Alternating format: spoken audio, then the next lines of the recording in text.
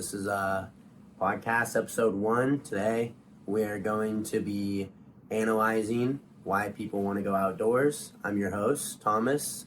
This is your co-host, Tal Prod. Nice to meet you guys. AKA Ezra. And alright, so we're going to get started. Let's crack the question. Why do you think that people want to be in the outdoors? Right. Well, I think that the first thing that comes to mind for me is that in our normal life, normal circumstances, pretty much everyone these days is surrounded by technology, right? We all got phones, we all got computers. Even with schoolwork, we're forced to do that on a computer. Yeah. And there's just really no escaping it.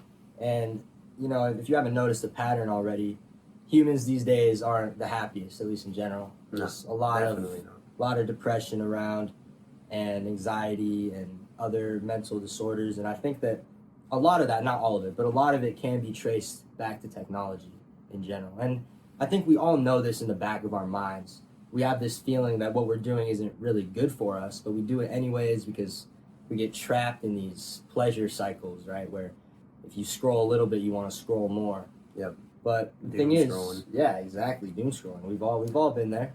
But the thing with nature is that it provides natural dopamine, right? I mean, it's called nature. Yep. But people for millions of years have been running around outside appreciating life for what it should be appreciated for, right? Not all these manufactured things that we've created just to give us pleasure, you know? Yeah, no, I mean, even like AI videos are just getting created up on the spot. I mean, Right. we're just rotting our brains essentially. Yeah, you and we know? don't have any dignity left. And I mean, actually, studies show that technology actually does cause significant anxiety. And it's not even just from technology itself, but usually, you know, to access technology. I mean, now we have phones where you can go outside and do anything, but like, it's being indoors. And indoors, like its whole scenery, you're not getting your UV, like sunlight. Right.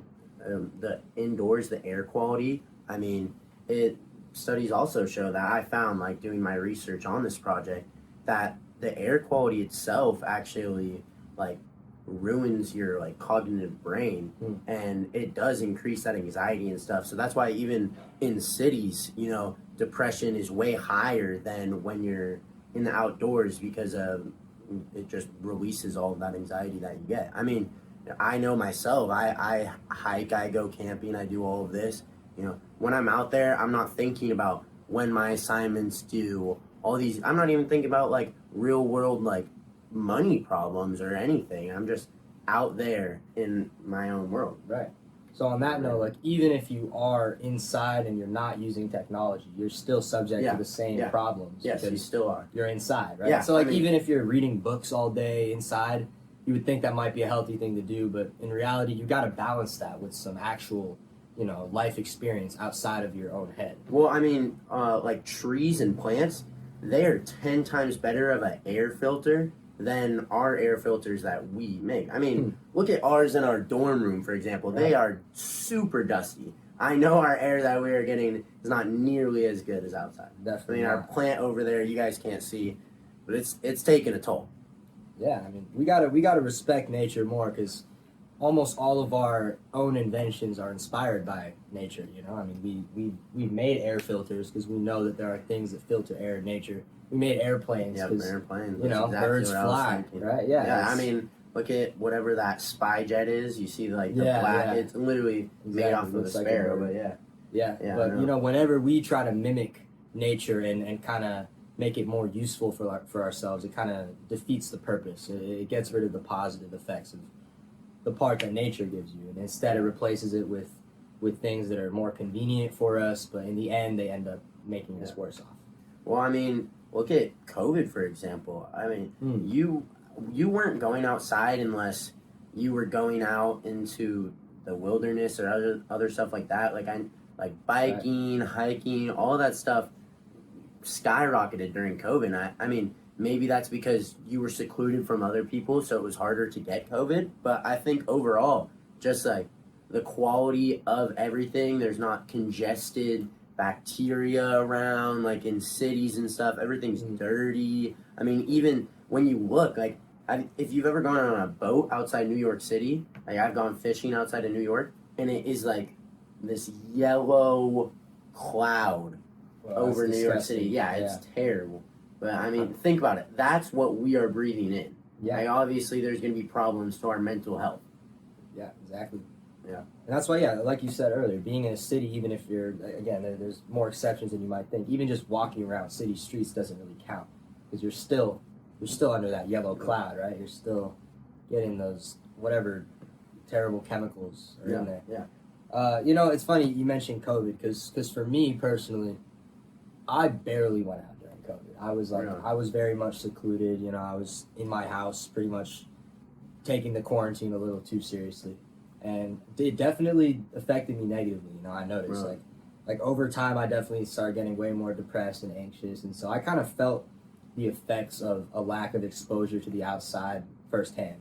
And I'm not sure how your COVID was, but my COVID, I would say completely opposite. I mean, I lived 30 minutes from Tahoe, and I lived in the foothills, so I biked a lot. I went fishing. I mean, I'm 5 minutes from a lake. Me and my friends would get our backpacks on with our fishing poles, and we just go fishing all the time. We camped all the time.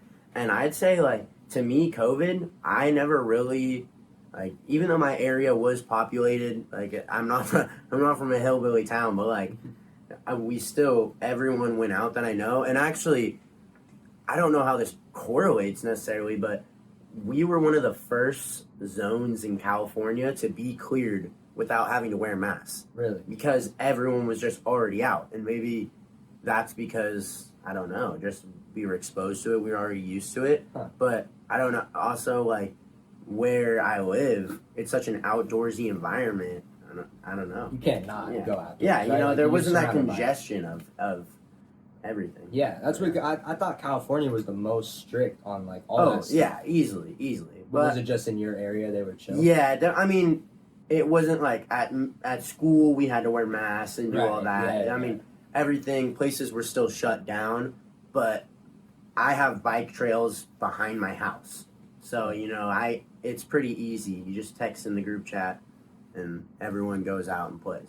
So, I mean, we'd bike like 12 miles all the way down to the other side of the lake, go cliff jumping, all of that. And to me, I don't know. I couldn't do anything else. I'd rather always be outside than doing an activity inside. That's interesting. Yeah, I think another reason why people want to go outside, or at least, people should go outside at the very least, is that there's always this sense of like mundane living that we have in the everyday, day to day, where we kind of are repeating the same thing, whether it's going to work, going to school, whatever your obligations might be. We're always living in a more or less cyclical kind of lifestyle, but nature, it's not really the same. Like, sure, you can say that when you're outdoors, or at least like if you want to think of nature like fundamentally, it's just like the cycle, the cycle of life, right? It's not the same thing though, because when humans go outdoors, for most of us, it's always like an adventurous kind of experience, because most of us haven't explored all the crazy things that there are to explore, and so there's always this sense of adventure and curiosity and awe that's triggered when we're outside. And I'm not sure I think you want to talk about awe. No, the awe effect. So the awe effect is basically usually happens when you're in nature, but it's when you see something that is just like insane. You feel overpowered by what you're looking at because of how greatly vast and various that scenery and stuff you're looking at, and it actually boosts your serotonin. It's one of the best feelings in the world to be in that awe moment. I don't know if you have ever been, but like when I was in Mount Lemon with our other roommates, and we were there for sunrise, and I was out of breath, and I couldn't think of anything but just how beautiful that sunrise was over the mountains. I was early in the morning, but I didn't feel tired. I felt energized, and it made me want to go back to Mount Lemon. It made me want, and I couldn't even think really of wanting to go back at the time. Yes, we got tired after because we hiked a ton, but when I looked down and I was looking at the city, I was just like, who would not want to live up here? Yeah. I feel like feel like an animal out here. Hmm. I am just my own thing. I don't know. Yeah, no, that feeling you get when you look at something beautiful is like unlike anything ever, right? I mean, yeah, of course, I was hiking with my friends a few months ago. It was in Phoenix, and we were at the top or the summit of this mountain, just chilling, listening to music and watching the sunset, and it was seriously just one of the most beautiful moments of my life. And what's so interesting about it is like I can't say exactly why. You know, why is it that profound? It just draws you in. It does, exactly. It's call to the wild. Yeah, exactly. It is a call of the wild. And good book, what? It's a good book. It is a good book. Yeah, we read that in middle school too. But yeah, when you get drawn in, like you said, by something like that, it's really unlike anything. And a lot of people will use words like or phrases like childlike wonder, you know, to talk about those kind of experiences. And a lot of people will think that at a certain age you run out of things to be in wonderment at. Is that you stupid? Yeah. I mean, I understand. You know, your life becomes dull essentially. Yeah, but people don't realize that, like, a lot of the time, what they need in their life literally is to go outside more. Because they will experience that childlike wonder that they think is gone if they just experience more of life. That is a great point you just said, because I've never. I mean, how many times I've been to Tahoe, I've never been like, I've already seen it. Let's go back. You know, I feel like, I mean, you could be a very Disneyland like monster always wanting to go. What? But I feel like amusement parks and other stuff like that, movies, you're not gonna watch. I mean, it might be your favorite. You might watch it a couple times, most of the time, but you're not gonna get that same joy that you feel when watching that movie. Whereas like when I'm in Tahoe, every time I feel that joy. If anything, I feel like we might not always think this ourselves, but the reason why we keep coming back to like the same movie over and over again isn't truly because we're getting the same pleasure out of it every time, but it's just something we're used to. It's like we're comfortable because it's something we've done before, we've liked it in the past, and so we figure that if we go back to it, we'll be safe in like our little bubble. I get that. But and in nature, it's not really like that. There's too much. What words you used before, like variability. Like there's always stuff happening. You know, there's never anything static in nature. Oh no, easily. I mean, even during the weather. What fall, when you see the beautiful leaves like all yellow and orange and all of those colors, you can't just get that feeling of looking at fall like, oh, it's fall, and I'm gonna put a hoodie on and go walk around in nature. You're not getting that same feeling of, oh, I'm gonna go play the same video game I've played every day tonight. You know. And you know what I think a large part of being able to appreciate nature is? I think we have to be more, like, just put an effort into being more conscious. Because I think, again, on the day-to-day, since we're always doing the same things, we tend to tune out a lot. And a lot of the time we kind of just do things robotically, and we're not really fully aware of everything that's going on around us. We're more just passively receiving information and stuff. But if you want to, like, walk around in the forest with that same mindset, you're not going to really get the effect that nature should have on you. But if you go out there with a more open mind and like literally try to be more aware of everything, like try to hear the birds chirping, try to hear the wind blowing, you have to genuinely want to like it, and you have to put some effort into enjoying it, or else you'll just end up treating it like any other day. Yeah. Well, speaking of like your cognitive and brain development overall, actually, like scientists, there was this study when I was researching about how they had hikers go for like 4 days, and then they had another group of people who just like stayed on their phones, like technology, just did nothing. They didn't go hike out, they stayed indoors.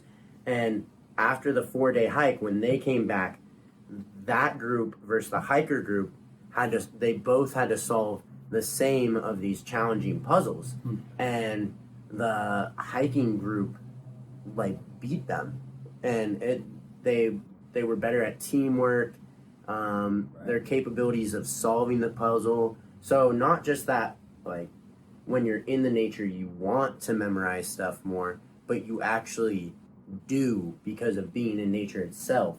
True. It gives you those cognitive abilities. And like Yeah, I mean, also in that research, it showed how brain development in young kids is better because of that filtered and clean air and your clean environment you're in. That, I mean, think about it. If you all the metals and air pollution and stuff, definitely your brain development, getting all that oxygen. I mean, yeah. Yeah, man. What do I want to say? A few moments later. Alright, we're back.